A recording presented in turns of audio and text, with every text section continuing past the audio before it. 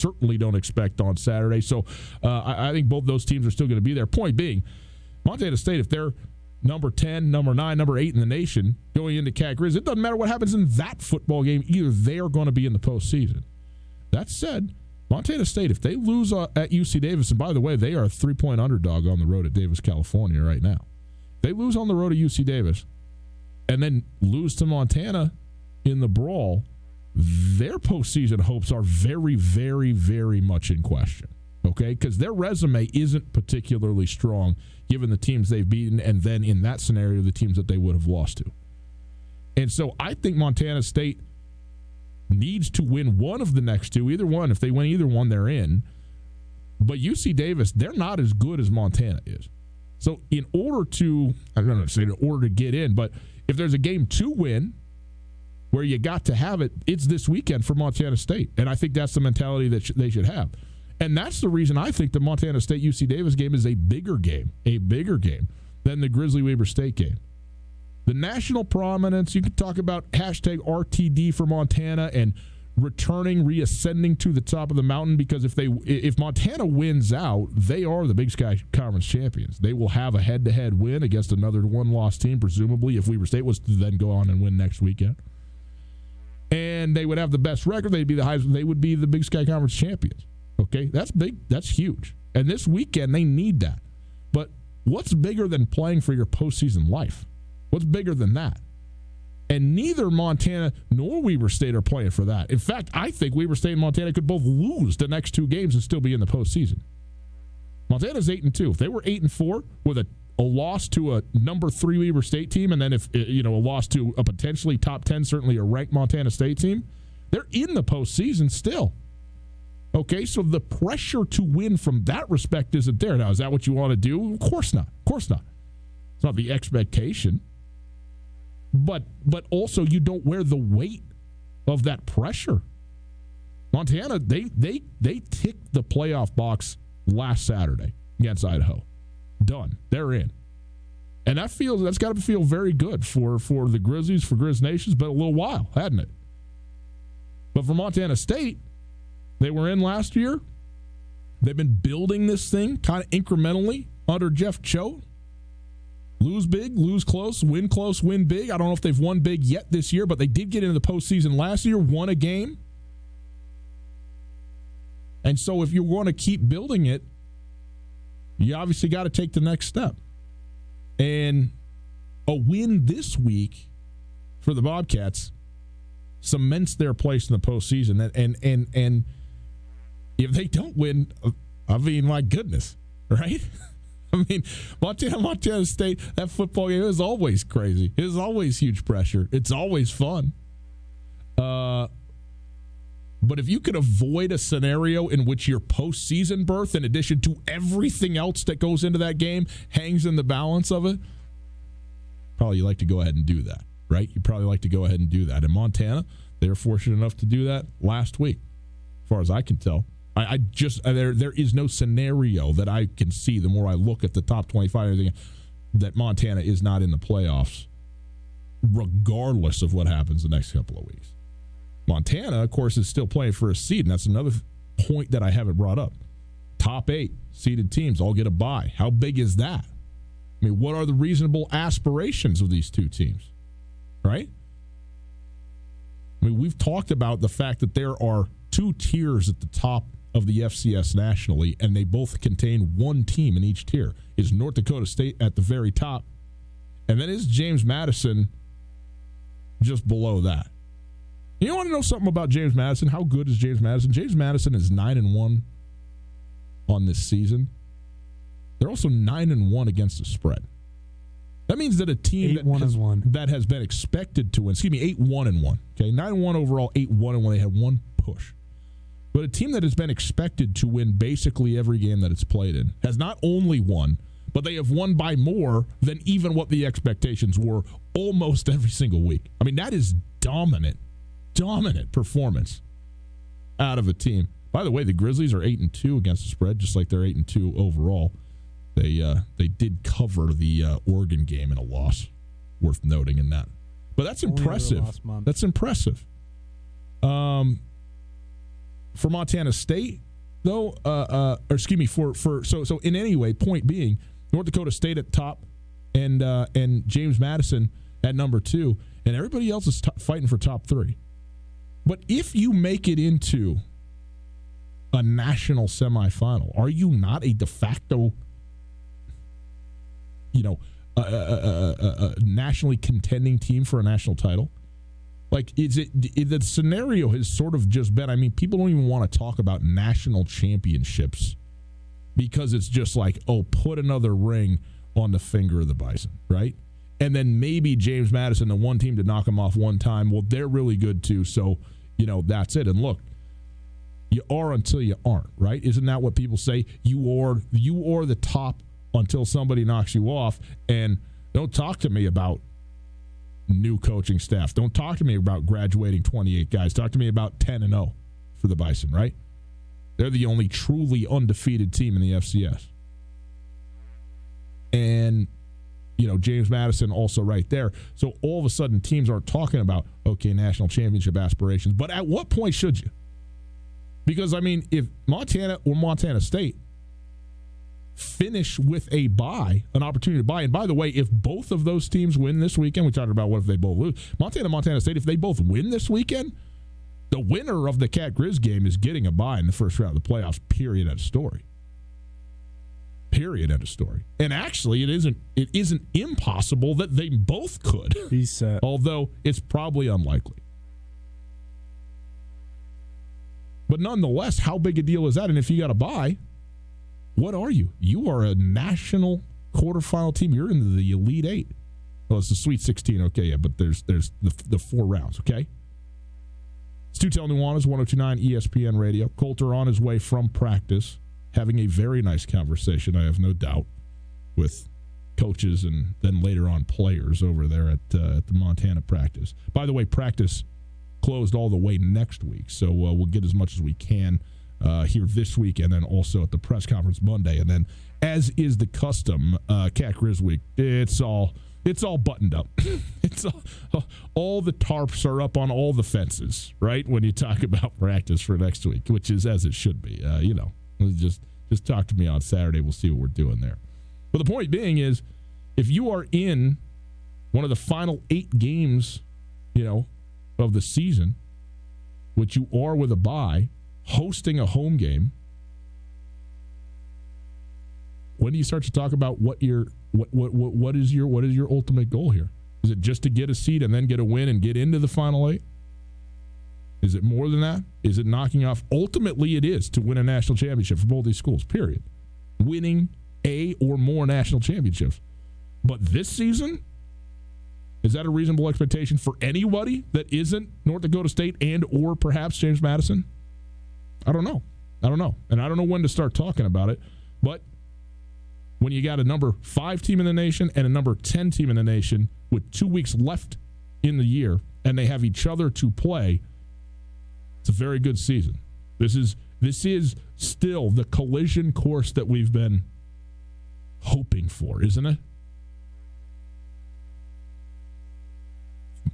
If my dreams come true, they both win this weekend and we go into Cat Grizz, we got a top, 6 matchup in the country. Whew. How great would that be?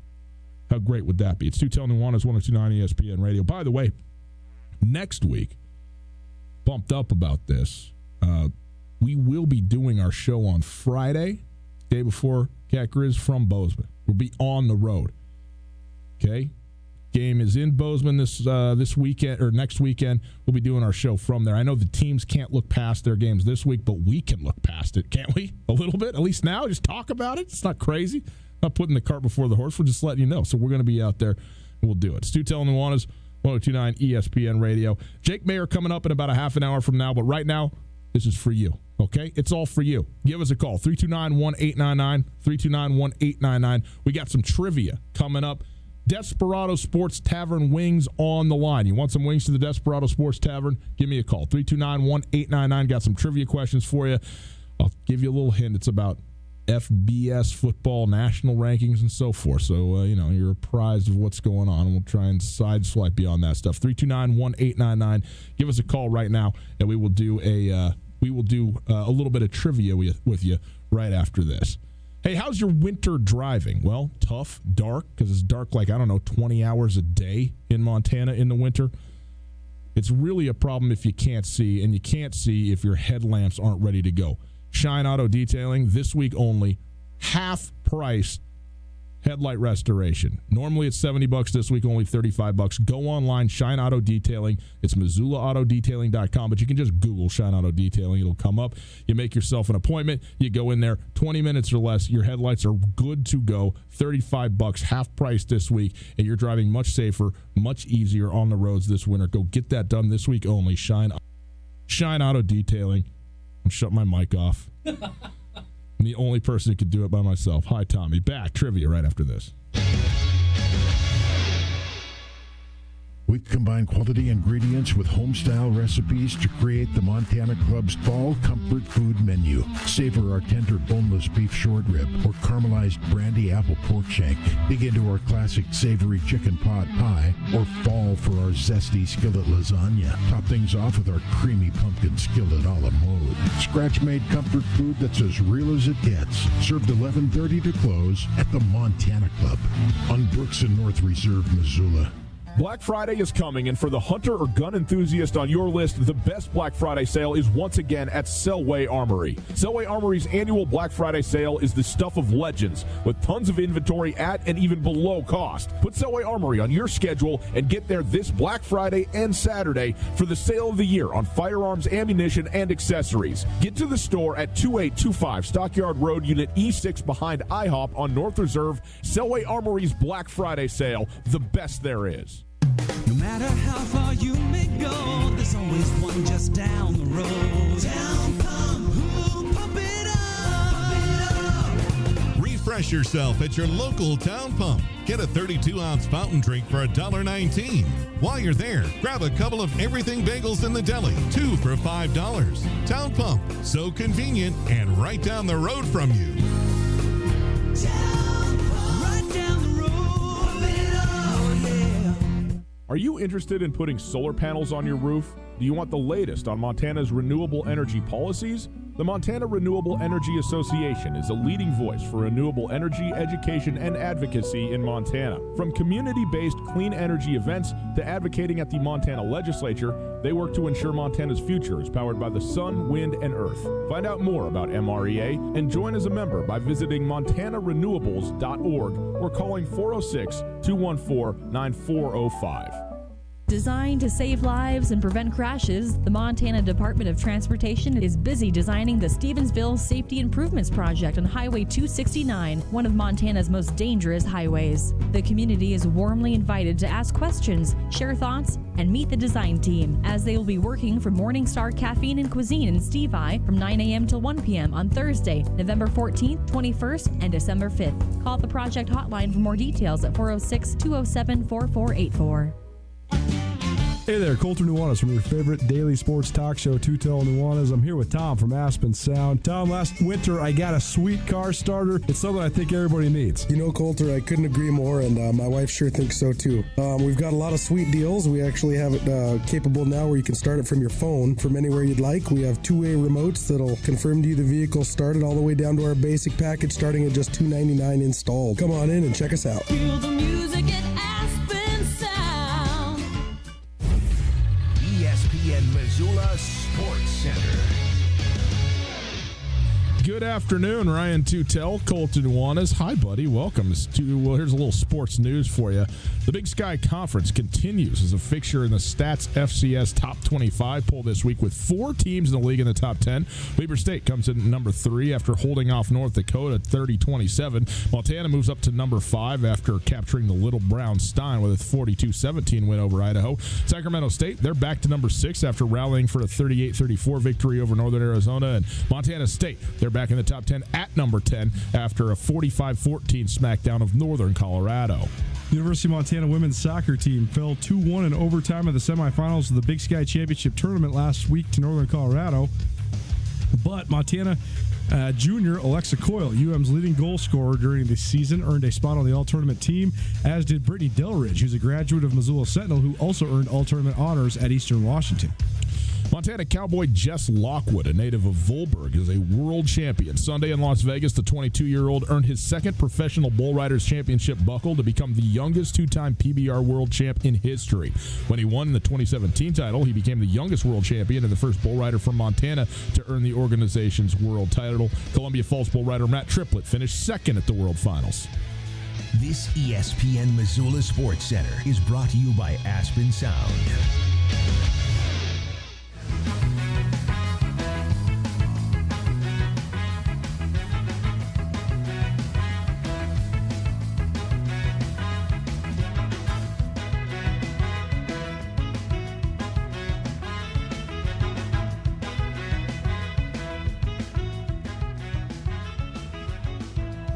Tutel Nuanez, 102.9 ESPN Radio. It is Tutel and Nuanez now. Welcome, Coulter. How are you, man? The best part of my week every week is when I'm not on this show and I get to listen to you do this show. I don't know what to say to that, That's man. a huge compliment to Is you. it? Oh, okay. Yeah, All you're right. great. You are a great talk radio host. Okay.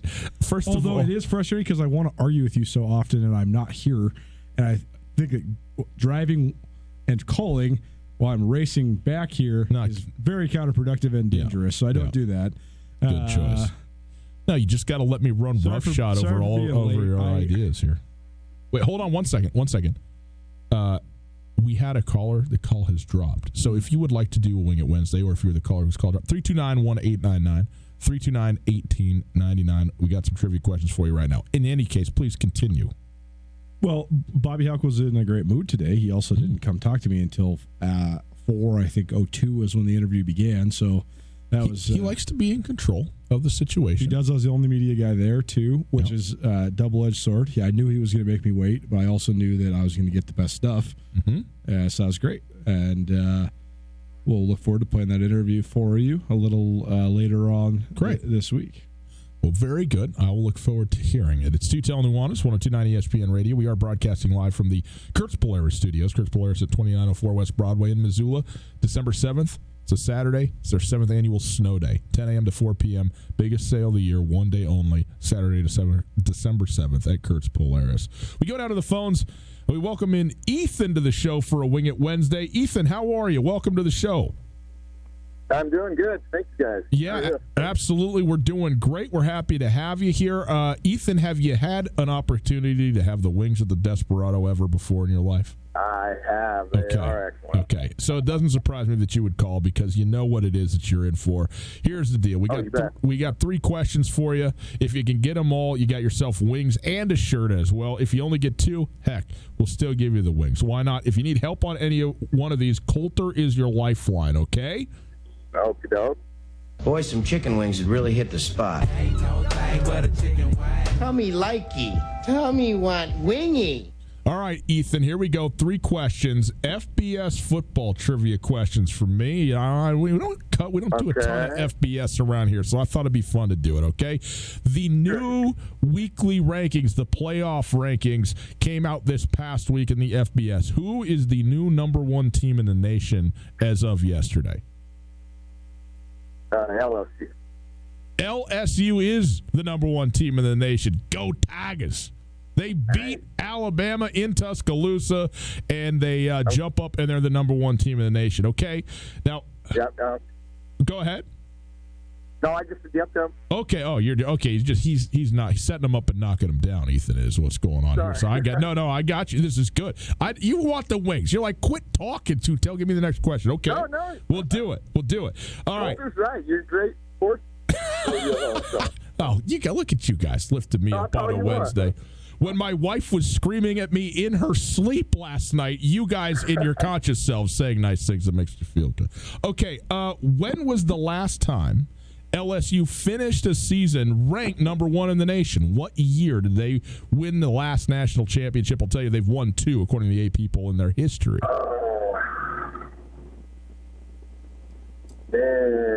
going to have to use my lifeline on this one. Okay. Of all the areas that Coulter is an expert in, FBS football is, you're there a little bit. Yeah. I'll tell you this. Stomp you on any FBS trivia of all time. Let's go. Me? Yes. No. I'm only saying in relation to I don't know anybody in the city of Missoula at FBS trivia, let alone any other trivia. Okay, well then tell me. Tell me the Besides answer. maybe David. Yeah, Graff. David's been back there. You want? He says not me. You want to know about Arizona State Santa? Talk to the producer. Okay. I'm trying to think back to. I mean, people are watching on. It's your computer. No,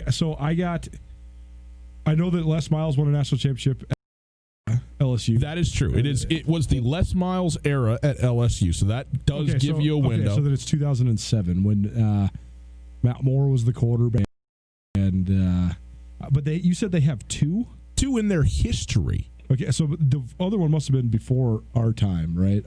I will tell you, it was 1958. Okay, so then Matt Flynn, not Matt Moore, Matt Flynn. Matt at Oregon State. Flynn, that was the LSU team, and I believe was the season that it was attached to.